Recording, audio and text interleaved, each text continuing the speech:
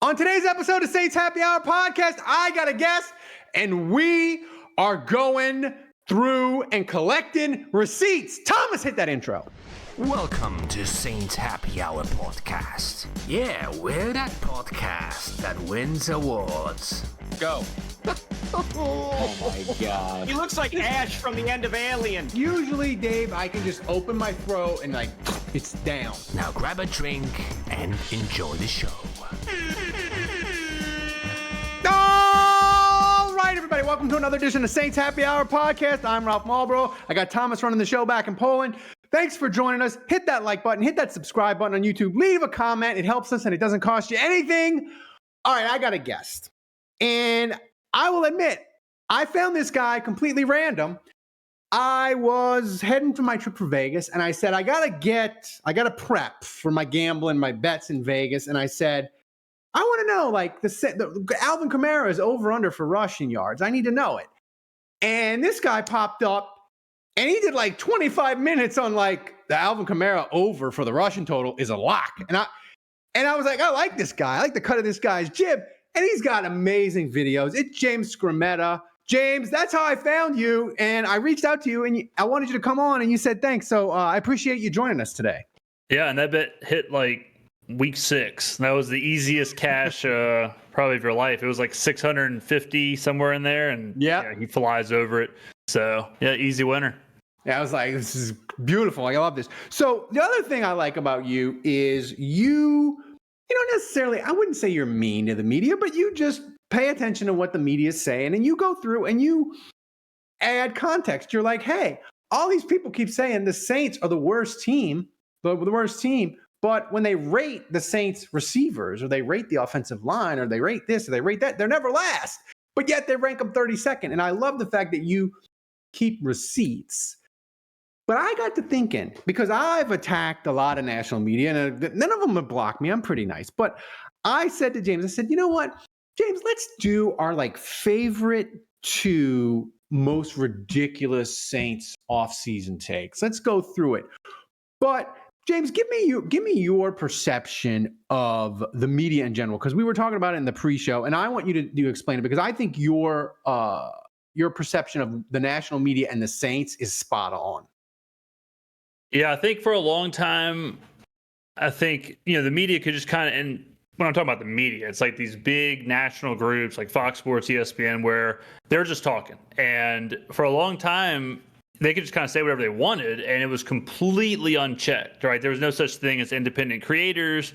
There was only so many people on TV. Mm-hmm. Well, now that's not the case. Like now, you can fact check everything. So I think it's pretty obvious that a lot of the big national sports media just flat out aren't watching the games. I mean, we see it all the time where they say the players are on the wrong teams. They don't know who's coaching the teams. They don't know who retired. They don't know who's under contract. They just don't know the players. They don't know anything about it. So because of that, it creates this copy and paste kind of environment. And after a while, you can just see the copy and paste fall apart. The Saints is a perfect example. I'm not saying the Saints are going to win 12 games, but for 3 straight months, we heard they were the 32nd team in the NFL. They were by far the worst team, no doubt about it. Then the same publications release all these rankings, and the Saints are somewhere around 20 to 25 in all the rankings.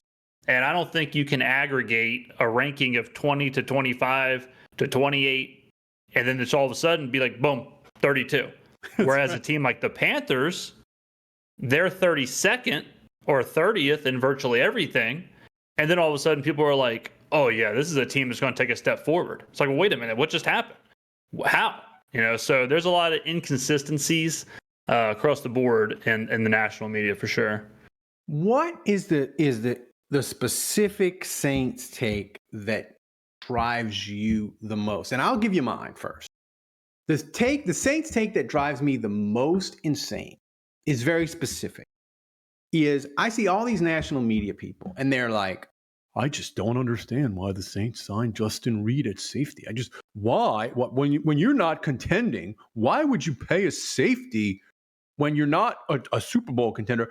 He's a good player, but I just don't understand what the Saints are doing. Whenever I hear a national media say that, James, I immediately know you didn't watch the Saints. in 2020. You didn't watch it. You didn't watch it play. Because if you had watched the Saints for any length of block of games, if you said, I'm going to watch the Saints week 4 to 8 or 8 to 12 or whatever, you would immediately have known Saints safeties are the worst.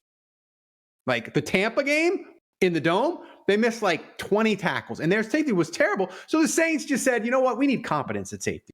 Brandon Staley needs competent NFL ready safeties or his defense is going to be a disaster. We need to get competence at safety. So they got Reed, they got Blackman. And that's like the specific Saints take that I want to punch a wall whenever I hear it. Is there a specific Saints take, not like a full range take, but like just a specific thing about the Saints that you keep hearing from the national media during the offseason and you just want to punch a wall or rage uncontrollably? Well, before I give you that one, let me go back to the Reed thing. I do think it's crazy, similarly to what you're saying, but whenever the Saints make a signing like Reed, where good contract, young player in his prime, comes from a winning team, people get kind of outraged, and it's like you said, they say, well, the Saints aren't winning. Why would they sign Justin Reed? And it's like, well, how could you? Because then the alternative is, okay, if you're not winning, don't sign those players. Just sign bad players, keep a bad roster, whatever. But if you do that, you're never winning. And so then you would never want to sign those players. Like the alternative to not signing Justin Reed or not signing Chase Young or whoever is to have a lesser player at the position, which would then create lesser value. So you got to kind of make these incremental steps. And it's all about finding value, young players, all that stuff. So the Reed signing I thought was great when it happened. I think the Chase Young extension was great when it happened. That kind of ties into what I think is the two of them that I thought about immediately when you asked me was number one's got to be the salary cap. I think that's the dumbest thing. I think the salary cap misunderstanding across the NFL is rampant, and it's crazy. I've done like 4 or 5 masterclass videos on this, like hour-long each, trying to explain the salary cap. Right. Check them out. They're great. Yeah, thank you. But the Eagles are doing, I'm talking step by step, exactly what the Saints do. Exactly what the Saints do. And everyone's like, man, Philadelphia, God, geniuses. They just know what they're doing with the cap. And then the Saints, they're like, salary cap hell. Salary cap hell. Why are they doing this? Why are they signing these players? How could they possibly do this? Look at the Saints, same old Saints. And it's like the meme from The Office. Like, this is the same picture. Like, it's the exact same thing. Multiple teams do it. But because the Saints have had a bad couple of years, all of a sudden they look horrible. So the salary cap hell, misunderstanding that, I think is probably the one that really gets me recently. The Shedeur Sanders, that talk, that still gets me. The idea, I think it might have been Check the Mic. It was a podcast recently where they were grading the offseason, and they were still like giving the Saints like a negative grade for not taking Shedeur in the first or second round. And which I think is insane because his value is not there, but you're docking the Saints for not reaching on the player, even though they took a quarterback in the second round. It's just nonsensical. So that was really bad. Your boy Seth Walder, his whole write-up was really, really bad. We'll get to him. Well, another one, I know I'm kind of ripping him off here, but I recently did another video on a creator who his theory was that the Saints drafted Tyler Shuck as a bridge quarterback for Derek Carr. So his theory was that Carr gets hurt, Saints draft Shuck, they want to play Shuck for a year and then go back to Carr, which is like 50 different shades of wrong. And this guy has like over 1 million. Melted. I don't even nuts. Absolutely nuts. So, and this guy has like, over 1 million subscribers or whatever, but it just blows my mind. Some of the takes out there. No, and the thing is too, and I don't want to. I like Derek Clawson from the Athletic Podcast, but I pick on him because he's gone through off-season stuff. He mentions Justin Reed and he mentions Chase Young as players that he would have liked other teams to sign. He was like, man, if the Chargers would have just got Justin Reed, they would be better at safety. If they'd have got, if this team would have got Chase Young, a pass rusher. I think the media kind of one thing they don't like about the Saints, they don't like the Saints signing on good players because they don't want good players on reasonable contracts being on bad teams, right? They want them. They want to play Madden and they want to plug them in at certain spots. You know, the take, the offseason take that infuriated me the most, and Thomas can put up the graphic, is Seth Walder's thing. The reason why it infuriated me more than anyone else, James, this article was crazy. Yeah. Is he gave the Saints a D because what they wanted to do didn't happen. He's like, they wanted to keep Derek Carr and they did all these restructures and then he retired. So it worked out really great for them. But I can't give him a passing grade or a good grade because it's too lucky. I yelled at him. I was like, dude, if you're gonna go through, if we're gonna dock teams and grades and dynasty on luck, like the Patriots get an F because they lucked into Tom Brady. They lucked into about 3 of their Super Bowls. Like, if you're going to knock it for luck, and here's the thing, like the Saints they are doing everything the so-called smart people want them to do. They are going to roll over cap space. Their cap is like, if you don't understand that the Saints cap is fine, I kind of disregard your opinion. I'm like, you didn't even take 20 seconds to go to over the cap. And it just infuriates me. Another thing about Walter is like, they make it out to be that Kellen Moore is not a sexy or interesting or bold hire. And I just, James, for the life of me, don't understand that. What's the difference between the success he's had between Kellen Moore and Ben Johnson? I like Ben Johnson. I think he's going to be good. But, like, what's the difference between them? Like, you don't know. I think if you put both of them together, like if you just looked at their resume, I think Kellen Moore's resume is better. And it is weird because, you know, Ben Johnson does get this credit and he's this young offensive coordinator, whatever. But at the exact same time, you have Kellen Moore, who's young, offensive minded, and won the Super Bowl. Like Ben Johnson didn't win the Super Bowl, right? So, it's a weird, there's always a caveat. You know, like Walter's article, it was all caveats. It's like Justin Reed's great signing, but salary cap hell. Chase Young, great signing, but salary cap hell. Derek Carr, great situation getting the money back and retiring, but this, like, That's right. And if you remove the caveats, all of a sudden it's just a bunch of positives. Same with this offseason. A lot of people are like, well, you know, Saints, great offensive line, good playmakers, good head coach, Brandon Staley, DC, but unknown at quarterback, so 32nd ranked team. And it's like, well, if you remove the caveat, all that sounded pretty sweet. A team that I think is dealing with a very similar situation is the Giants right now. Like the Giants, it's like, okay, the Giants are the worst team in the NFL. The Giants suck. But then you look and you're like, well, I mean, that's an elite defensive line, good coach, playmakers on offense. Russell Wilson's an upgrade at quarterback. I don't know. Something's not adding up here. So I think a lot of that narrative stuff just gets tossed around and it's just thrown around. And you know, it doesn't make a lot of sense. And it gets that copy and paste treatment. It is. And to your point, is there, because we talked about Walter, but is there somebody that had a take and you're like, this take, I don't advocate violence, but this person's take drove me absolutely crazy. Their thoughts on the Saints. That article was crazy. Like that article was full on, like full video, full like, what am I looking at here? What's going on here? That was crazy because that was a lot of that. It was the same. It was the salary cap stuff, and even like the Derek Carr stuff. You know, like the idea that the Saints wanted to keep Carr, they were going to pay him whatever it was, $60 million next year. Like the idea that all that was just going to be as it was, and it wasn't going to get restructured. That is already wrong. You know, like that already is not true. That already wasn't happening. Carr probably wasn't going to play, whether he got traded or released or however they structured it. But the idea that, oh yeah, the Saints were going to pay him, they were going to play him, they were going to keep him for the 4-year entirety of the contract.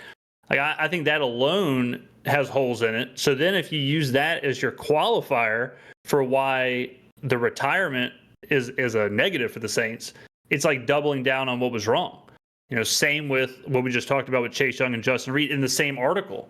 The qualifier that the Saints are in salary cap hell, when we know that not only are they not in salary cap hell, but they're in a very positive salary cap situation already. And then in 2026, 2027 will be even better.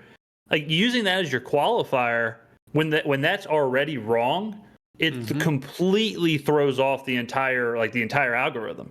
So a lot of the issue we've seen this offseason is the starting point for how people are judging the Saints, I think, is off. And another reason, I think, why that is off is the injuries from last year.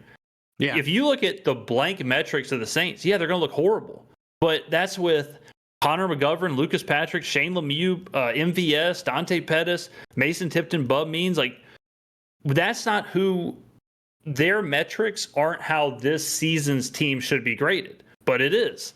So you look at some of those stats and some of the stuff that if you just blanketly transfer it over, it's horrible. But not to mention Dennis Allen, Darren Rizzi, coach turnover, no DC, like all that stuff's happening. So I just think there's a faulty starting point with how the Saints are being judged / the expectations are being built for this team. Yeah, and the one thing is, a national media person, they came on my Twitter and they're like, "You don't understand football. You are overvaluing the impact a defensive line coach has on the Saints." And I was like, "Man, you didn't watch the Saints then, because the moment they promoted Todd Grantham, the defensive line went from atrocious to bad. And that was a huge thing for the Saints. Like, Cam Jordan never says anything mean about anybody in the 15 years he's been a Saint, right, James? He's calling Grantham a Guy McGuy, which is like, that's as big as a FU as Cam Jordan's ever going to do. Like, the defensive line for the Saints was an open revolt. And to your point about injuries, I think the national media always, they will slant and be very negative towards a team like the Saints who have injuries, which totally fair. They had a ton of injuries. If you want to believe they're not going to be healthy again, they haven't been healthy for a while. That's totally fair. The one thing I think the national media doesn't do, though, is when you have a team like Atlanta, who, when you look at health metrics, their offense was as healthy as the 2021 Los Angeles Rams. Like, they had Super Bowl winning level health on offense. I would be very scared to bet on that again on teams. And I'm not just talking about Atlanta's one example, but there are other examples for that, And to me, I just think to your point about the national media, they just lazy. But to be positive with the Saints, as we look at them, if I said to you, I'm going to give you $1,000, James, and I want you to go to Vegas, and you can't really make this bet, but you're going to get $1,000, and I want you to bet on one position group for the Saints, not quarterback, but one position group that you're like, that position group is going to be way better than local media, national media, Mina Kimes, Golick, all these experts. They think this Saints unit is going to be way better than all these experts think. If I gave you $1,000 and you had to bet on one unit, what would it be? I think the offensive line is going to be really good. I think the offensive line is going to be really good, which then makes the running game really good, which, it's a domino effect. But kind of similar to the injury thing, like having the upgrade from a rotating door of whoever was playing center last year to Eric McCoy is crazy. Like, that's a huge upgrade. And similarly to like other rankings, but like a lot of people will say, well, the Saints didn't get a wide receiver, right? Like, they need wide receiver help. They didn't get a wide receiver. They got Brandon Cooks, but whatever. But if you look at last year to this year, the Saints actually upgraded at wide receiver 1, wide receiver 2, wide receiver 3, right? With Chris Olave coming back, Rachichi Heat coming back, and getting Brandon Cooks. So on paper, there's no change. If you just look at it like, all right, let's just look at the depth chart. Let's look at this depth chart. Okay, no change. But there is a huge change. Same with the offensive line. All right, the offensive line last year wrecked with injuries. Wrecked. Mm-hmm. Well, now you have a new left tackle. you have a new left guard, you have a new center, you have a new right tackle. It's a completely different unit. Even though it's the same names, some of them, Kelvin Banks is obviously new, but even though it's the same names, it's totally shifted. Then you throw onto the fact that it's a totally new system. It's a totally new idea. It's new philosophy. Same with, you mentioned the defensive line. Like, people say, well, the Saints didn't do anything to upgrade their defense. It's like, brother, we got a whole new defensive scheme. What do you mean? Like, it's a completely new scheme. It's a completely new coaching staff. It's a completely new idea. Players will be lined up at different techs and different, it's a completely different thing from last year. So to try and transfer what happened last year to this year is nuts. But I think the offensive line, to answer your question, I think it's going to be legit. I think as long as, if Banks is as good as Fuaga was last year, man, you talk about, like, think about the Saints setup, right? You have a left tackle on a rookie contract. You got a right tackle on a rookie contract. You've got a quarterback on a rookie contract. You've got a top 5 center. I mean, just that alone is crazy just from financials to have those cornerstones be all on rookie contracts, all viable, because I think we can already say Fuaga is viable. He's fine. So if Banks can just do that, all of a sudden now, and that's not even counting if Penning works out, and but you can sit there and say, okay, let's say Penning does work out. The Saints offensive line is an average of like 26 years old, 3 of the 5 on rookie deals, basically. Like, so I think the line will be sweet. I think that'll be something that surprises a lot of people, especially because the Saints 2 years ago had the worst offensive line in the NFL. That's right. And the thing is, with the offensive line, we saw it with Denver, right? Once Bo Nix kind of got his feet under him, they had the best offensive line in the sport. And they didn't have the skill positions, I don't think, any near as good as the Saints do right last year. Now, granted, they had a top 3 defense, maybe the best defense in the league. So that gave Bo Nix a chance to grow. And I think Philly's a good example. Like, Philly's offensive line carried. I mean, I know it's like those are like legitimate elite of the elite. Same with Detroit, but you can just tell what an offensive line does now in the NFL, how it can dictate a game. Now that the game is more about, holding on to the ball, running the ball, kind of like instilling your will. It's less of this like deep play situation like it was with KC 5, 6, 7 years ago. So the game has shifted a little bit. So it's really important to be able to control that offensive line. So, I mean, if the Saints can do that, it's so easy to see how it then trickles to, okay, well, it's pressure off the quarterbacks, it's pressure off the playmakers. Now you can just kind of run your offense, run your tempo, utilize Kamara. All of a sudden now play action's viable. All of a sudden now, the quarterbacks can move around a little bit. So if the line works, it's kind of what we were saying at the very beginning about the ranking. If the line is good, you find me a team with a top 10 offensive line who has 5 or less wins. Like, it just doesn't equate. It doesn't happen. It's very difficult for one to be true and the other not. So if the Saints offensive line is good, I think we'll be fine. Yeah. And, I would say this to people. In 2006, the Saints in the summer looked god-awful. Breeze's shoulder hadn't healed up. And I remember, James, the Saints played the Cowboys in Shreveport. They did a practice, and then they played the Cowboys. And I remember after the game, Bill Parcells was annoyed because he was like, the Saints were so bad on offense. My first team defense, they only got 6 snaps because the Saints offense was so bad. And he was like annoyed about it. And I'm just saying, don't panic about the Saints being bad in August, because the 2006 Saints were a disaster. The 98 Ditka Saints were voted as surefire worst team in the league, and they ended up 6-10, but they started 3-0. They had a quarterback injury. My point is, you just don't know where the Saints are going to be. But to my point, as I get you out of here, James, I went to Vegas, put some money on Tyler Shuck, Rookie of the Year. That's a long shot, I agree. But I bet the Saints over 4.5 and Atlanta under 8.5. Which one do you like more? And what's the possibility that I'm right about both? Well, I'll give your listeners a little freebie. If you're going to bet on the Saints to win the division or Tyler Shuck to win Rookie of the Year or anything like that, you might as well take Kellen Moore to win Coach of the Year. Kellen Moore is like 25 to 1 to win Coach of the Year. Usually you need like 5.5 plus in the win from the year before. So if they win the division, you would think they win 10 games. If Tyler Shuck wins Rookie of the Year, that probably means they're good enough to be in that 10-win category. If that does happen, that would put Kellen Moore in the Coach of the Year conversation.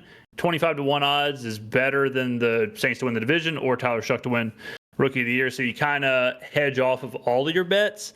And also, obviously, Spencer Rattler could start and you could still win the Kellen Moore Coach of the Year. So I like that one. I think Shuck, a quarterback is always going to have the better shot to win an award like Rookie of the Year. So if Shuck did play the entirety of the season, I think that one's probably the most likely. I don't hate that bet. I think it might be hard I'd be surprised right now if he plays all 17 games.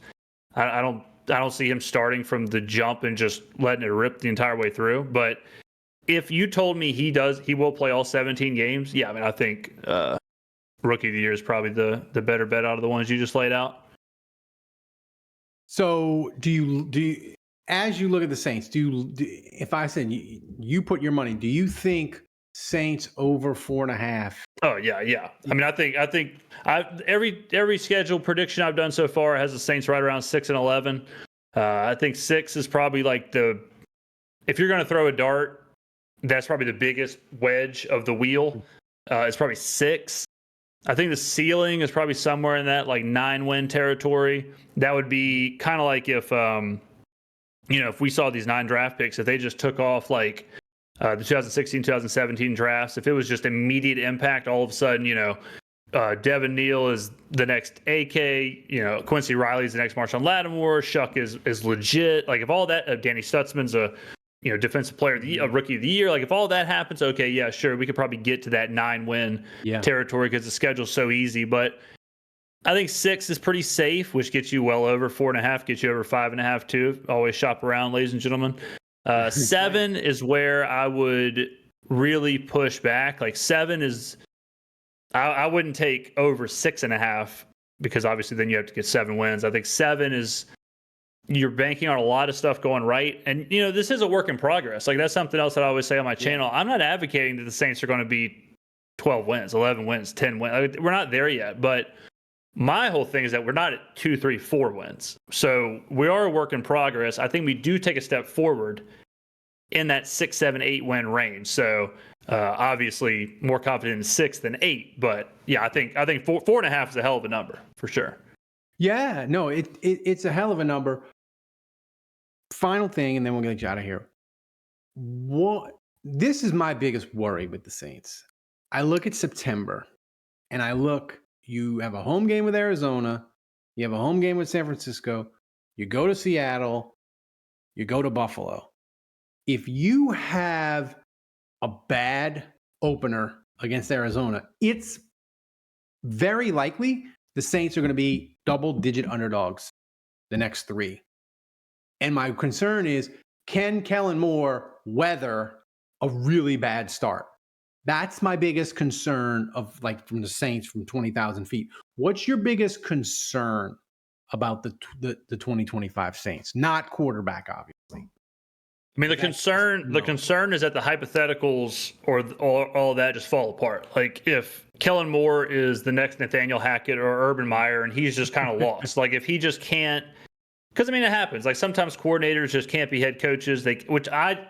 Let me say this. I do not think this is going to happen. Like I do not think there's a world where Kellen Moore is overwhelmed. He's just too experienced, even though he's younger. But if Kellen Moore was a Nathaniel Hackett or an Urban Meyer, where by week 5, it's like this guy cannot do the job, that would be really, really, really bad. Obviously, the quarterbacks, I think we know. enough about Rattler that he can at least exist in the league. Like, he can at least be, a guy who's going to be, bottom 5-ish quarterback in the league, but he can still play. Like, it's not like you're rolling out somebody who, like Ian Book, like, it's not that situation, right? Spencer Rattler's going to be he'll be in the NFL, I think, in 3 years. Yeah, like, he's an NFL player. That's fine. So beyond that, the only thing that's a legitimate disaster for the team would be if Banks is what Penning was, and Banks is just unplayable at tackle. Like, Banks is just, he doesn't work. Because then all of a sudden, like, if he can't play, if Banks is as bad as Penning was when he first started, you may have to move Fuaga back to the left. And then it's like, all right, well, then do you put Penning back at right? And you play Radens at left guard? And then you just punted your 9th overall pick? Like, then that could really set off a bad domino effect. And what we talked about with the offensive line being so strong, well, what happens if the offensive line is really, really bad? Then can't run the football. You're going 3 and out. Quarterbacks have a ton of pressure on them. They're looking worse. It just messes everything up. So Banks is like one of those players. I don't think a top 10 pick has ever been talked about less than Kelvin Banks. That's right, yeah. But if because everyone's just kind of penciling him in, like, no, he's just good. Well, like we saw with Penning, like, sometimes, tackle can be a little, and it's a little bit different situation. But if Banks is bad, that would probably be a real disaster. As far as the schedule, though, like, I mean, the Saints could go. I'm less concerned about what they do against Buffalo and Frisco and Arizona. I'm more concerned about what they do against the next set of games. So if they lose to Buffalo, Seattle, San Francisco, Arizona, fine. If they lose to the Giants, the Patriots, the Bears, the Panthers, the Falcons, the Dolphins, then we're in trouble, right? Yeah. We don't need that many wins to go over our totals. So That's right. They got to be competitive with the Giants, Jets, Patriots, those kind of teams. If we go 1-3, I'd be the happiest person to ever live, right? So we just got to be able to beat those bad teams, because we're not trying to win. I mean, we are, but we're not expecting to win the division or anything like that. So I'm not expecting us to go travel to Buffalo. That's a crazy travel spot too. Play in Seattle, and then the next week you play in Buffalo. Bananas. You're better off playing in Tokyo.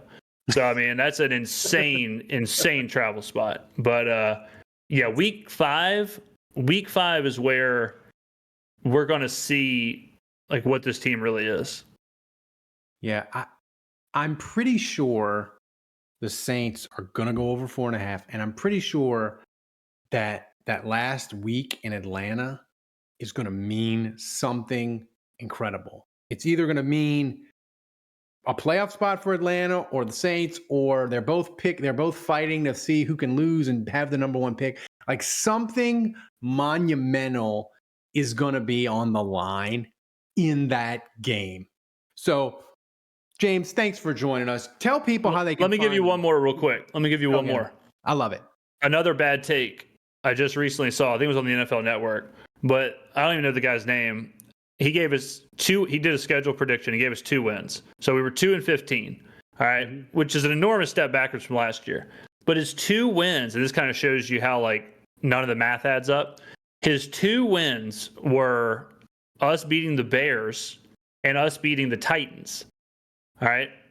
We're 7.5-point dogs on the road to Chicago. So why would you give us that win, which is like a 22-ish% win chance for us if you do the math? Mm-hmm. You give us that win, but you don't give us the Giants at home. Mm-hmm. You don't give us the Panthers. You don't give us the Jets at home, the only game we actually are favored in. Like, you give us one of our hardest games mathematically. Yeah. Like, it just shows, like, you're just throwing darts. You're just guessing. You're just straight up saying, yeah, I don't know, beat the Bears, beat the Titans.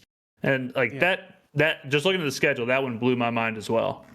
Yeah, and you don't know with these teams when you get into week 4, 5, 6. You don't know injuries, and you don't know what team you're playing that is an absolute calamity, right? Like, Philadelphia was hanging on a knife's edge playing the Saints, right? They beat the Saints, they hold on, they skyrocket, Super Bowl, all of it. But before we get out of here, James, tell the people how to find you, because, guys, when I say this, he is one of my favorite Saints content creators. I love them. And like he's shown you, if you're like me and you want to gamble, he's got that too. James, tell the people how to find you. Yeah, absolutely. I appreciate it.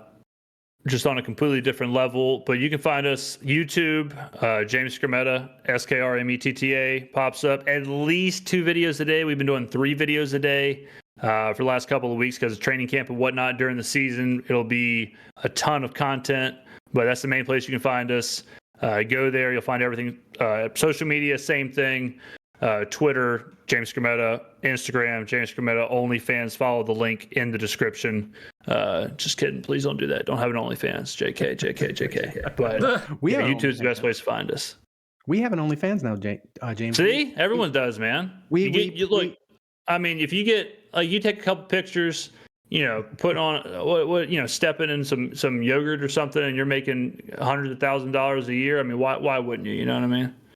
Your lips to God's ear. We promised our patrons if they donated $100 every week for 2 years that I would build an OnlyFans with my crippled hand and I would give them tasteful hand model pictures. And we are, Thomas, how many weeks away are we? 2 weeks away. We're 2 weeks away. Me and Thomas are building the OnlyFans. We're doing it. Well, I'll have to throw my computer out before all that gets launched. But look, hey, I love the innovation. The hustle. The hustle is real. So y'all get at it. Keep doing what you do. So, guys, find him. He's incredible. It's going to be he'll make your Saints season even better. And thank you, James. Thanks to Thomas running the show back in Poland. I'm Ralph Marlboro. Go to patreon.com/Saints Happy Hour. And until next time, the bar is closed.